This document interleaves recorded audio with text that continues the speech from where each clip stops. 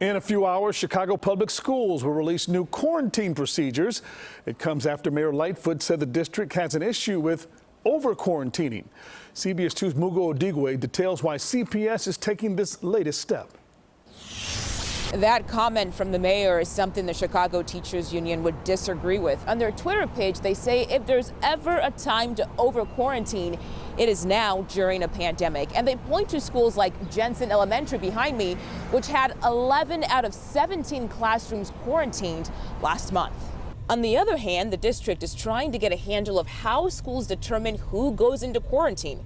That's where the need for new guidance comes in. But we have updated information from both the CDC and the city health department where we're going to put in place immediately. Especially with Lightfoot saying some schools and principals are being too aggressive with how often students are asked to quarantine.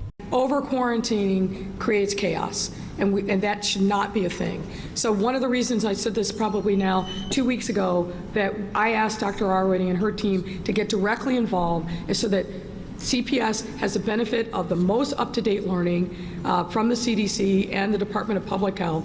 Right now, per the district's website, 6,391 students are in quarantine, as are 306 adults. As for positive COVID-19 cases, more than 1,100 students have tested positive since the start of the school year in August, along with 307 adults. So this afternoon, during Dr. Allison Already's weekly COVID briefing, we'll learn more about the new rule for quarantining at CPS schools, a rule that will apply to every single school. Making sure that the data is being updated real time so that everybody in the system, and particularly the building principals, understand what's going on across the system, but in individual schools. And the decisions about who gets quarantined and who doesn't, that should never be on the shoulders of the building principals, in my view. So we reached out to the Chicago Teachers Union about this new guidance, and they say they can't comment until they see what's exactly in it. We'll, of course, keep you updated on what comes out of today's briefing. In Lawndale, Mugo Odigwe, CBS 2 News.